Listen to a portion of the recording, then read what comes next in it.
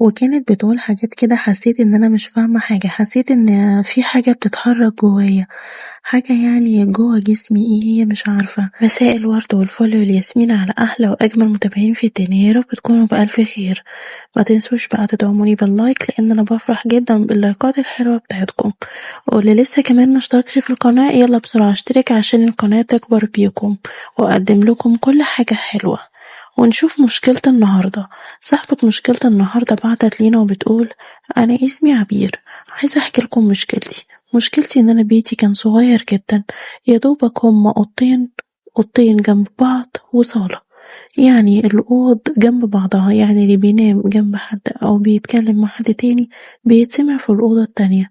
وأنا بقى كانت مشكلتي من أول مرة، وأنا يعني كنت قاعدة بسمع أبويا وأمي مع بعض، كانوا يعني بيتعودوا يقولوا حاجات كده ما كنتش لسه فاهماها كويس، كنت صغيرة ما كنتش عارفة يعني ايه الأصوات اللي بيطلعوها دي، بالذات أمي كان صوتها عالي شوية وكانت بتقول حاجات كده حسيت إن أنا مش فاهمة حاجة، حسيت إن في حاجة بتتحرك جوايا، حاجة يعني جوا جسمي، ايه هي مش عارفة.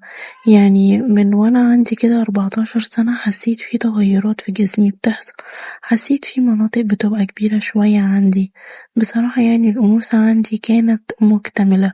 وكمان أنا أبويا وأمي كانوا طبعا ما كانش يعني أمي ما كانتش بتاخد بالها مني ولا كانت بتسمعني ولا بتديني أي نصيحة ولا بتعرفني الصح من الغلط، كان كل كلامي مع صحباتي طبعا حكولي كل حاجة عن العلاقة وكده، لحد ما عقلي زي ما بيقولوا كده بقيت زي المجنونة.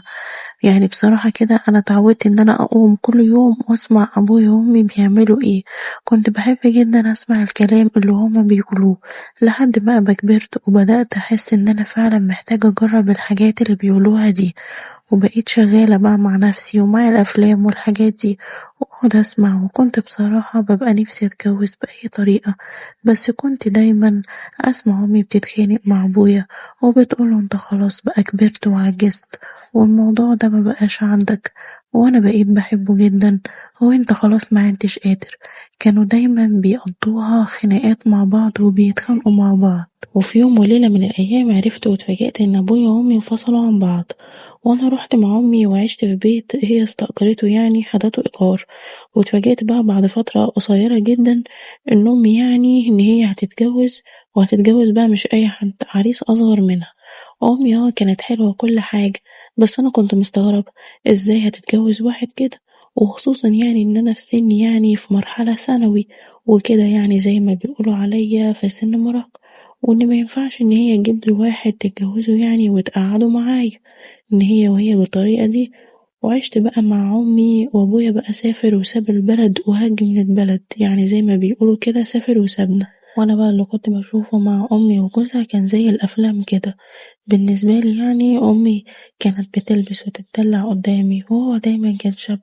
أول مرة شوفته بصراحة ما كنتش أتوقع إن هو يعني جامد أوي كده، جسمانيا وشكلا بصراحة عجبني، كان دايما بيعمل معاه حركات قدامي وهي كمان كانت تدلع، وما كانوش بقى بيراعوا أبدا إن أنا قعدت معاهم أو إن أنا قاعدة معاهم. بصراحة يعني بدأت إن أنا أتعود إن أنا أرجع أقوم في الليل وأتصنت عليهم زي ما كنت بتصنت على أبويا وأمي. بصراحة حبيت الموضوع أوي، بس أنا كنت العقبة الوحيدة في بيت ماما، يعني أنا كنت دايما يعني بتصنت عليهم، كنت بحس إن هم حاسين، وكنت بحس كده إن هي عايزة تتخلص مني بأي طريقة علشان يعني يخلالها الجو. زي ما قلتلكم هي كانت من نوع العايق، بتلبس وبتدلع قدامي، فكنت طبعا أنا بقى قاعدة لهم، يعني قاعدة ليل نهار ما بتحركش، ويوم ما بتبقى واخدة بالها يعني بتقعد تبص لجوزها علشان ايه يعني ياخدوا بالهم شوية إن أنا قاعدة، لحد بقى لغاية يعني ما تقدم لي عريس، بس للأسف كان عريس كبير في السن، بس كان غني أغرى أمي بالفلوس، وهي بقى ما صدقت اتجوزتني على طول. بصراحة هو بسطلي وجابلي حاجات كتير قوي وعيشني، يعني عيشني في مستوى عالي، عيشني في بيت حلو، وانا كنت لسه حلوة وصغيرة وهو كان كبير وعايز واحدة صغيرة، بس للأسف هو كان على قده، ما كانش يعني ليه في الجواز قوي. أول يوم معرفش يعني يعمل حاجة، قعد معايا فترة كبيرة مش عارف يعني يعمل أي حاجة، ولما يعني عمل كان واخد منشطات وكده، وللأسف المنشطات ديت تعبته أوي معادش قادر يعمل بيها ولا ياخد منها تاني. أنا زي ما قلتلكم في أول الحكاية خالص كنت متجوزة عشان الحاجات ديت، قلت يعني راجل كبير راجل كبير، لكن معرفش يعني إن هو مش هيعرف يمتعني ولا يعرف يديني احتياجاتي، بما إني يعني لسه صغيرة ومحتاجة الحاجات دي، لكن للأسف مقدرش يعمل معايا الحاجات دي. قعد معايا سنة، بس في خلال السنة ديت أنا تعبت جدا من الأفلام، كنت بدخل أكلم رجالة وبصراحة مشيت كتير في الغلط لحد ما فكرت إن أنا بقى أتقرب من جوز أمي، لأن حسيت إن هو عينه مني يعني من ساعة ما اتجوز أمي، وهو كان دايما عينه مني بما إنه يعني قريب مني وقريب مني في السن، هو مش كبير يعني طبعا، أمي هي اللي ست كبيرة، لكن أنا كنت دايما قدامه، كنت دايما لابسة شورتات ولابسة حاجات زي أي بنت. بدأت أحكيله إن جوزي مبيعرفش وإن أنا تعبت من العيشة ديت وعايزة أتطلق، كان يقولي طب ويا ستي وتتطلقي ليه؟ هو جوزك مش بيديكي فلوس كتير؟ اتمتعي يا ستي بفلوسه واستغلي فلوسي. ولقيته في لحظة وهو بيتكلم بدأ يتقرب مني وبدأ يحط ايده عليا، بدأ يقرب مني.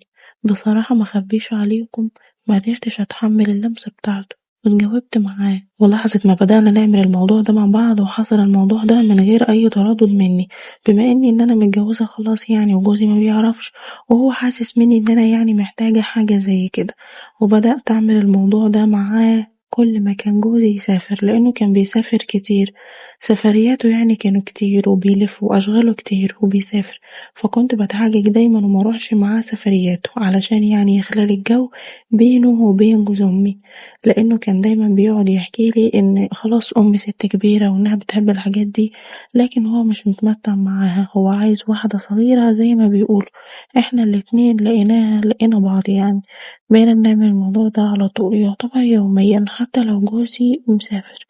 اتمتعت معاه واتبسطت جدا واداني كل حاجة أنا كنت محتاجاها، كنت أتمنى إن أنا أتجوز واحد زيه.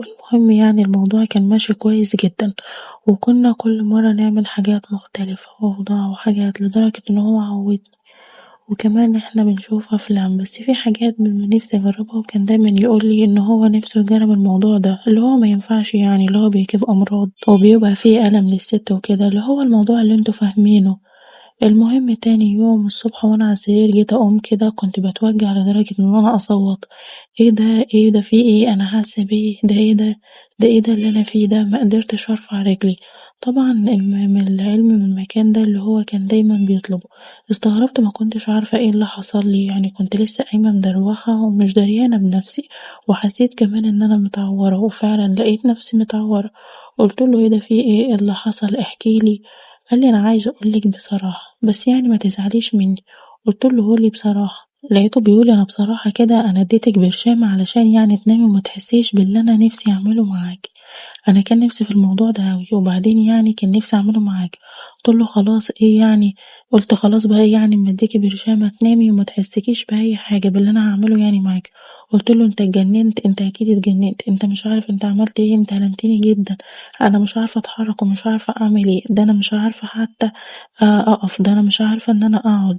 قعد بقى يتأسفلي ويقولي أعمل ايه، أنا كان نفسي في الموضوع ده أوي، وبعدين خلي بالك شوية بشوية كده هتتعودي عليه، وفعلا بدأ يجيبلي برشام وكريمات ويقولي حطي على المنطقة دي وهتبقي زي المخدر يعني كده مش هتحسي بأي حاجة، وفعلا حصل وما بقيتش اخد المخدر ده ولا حاجة، وكنت بقبل وكنت يعني بنام عادي، مع ان انا عارفة ان الموضوع ده يعني بيجيب امراض وبيجيب حاجات مش كويسة، بس شوية بشوية اخدت عليه ولقيت نفسي بتعود على الموضوع ده. بصراحة حبيت الموضوع قوي، وكل علاقة في بدايتها لازم يعمل الموضوع ده، مخبيش عليكم بيبقى في حاجات نفسي اعملها وهو بينساني في الموضوع ده وبيشوف نفسه، يعني انا بقيت مجرد حاجة ان هو بيشبع نفسه بيها وخلاص.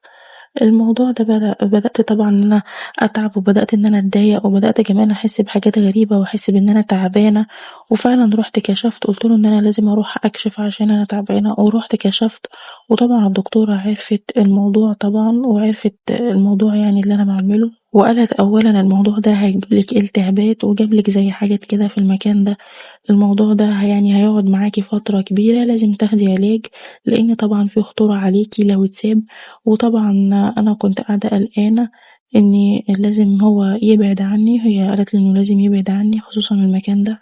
فروحت أنا قلتله، هو كان متعصب جدا وكان متضايق لدرجة إنه قعد فترة كبيرة ما يجيش جنبي. أنا استغربت جدا، يا سلام، هو يعني ما كانش الموضوع ده أو المكان ده هي بقى كده خلاص؟ بدأت طبعا إن أنا ألاقيه بيبعد عني شوية بشوية. بصراحة أنا مش عارفة أعمل إيه ومش عارفة أعمل إيه يعني بعد ما وقعت في الغلط ده، وبصراحة أنا عاوزة أبعد عن كل القرف اللي أنا واقعة فيه ده، بس مش عارفة أبعد، مش عارفة أعمل إيه.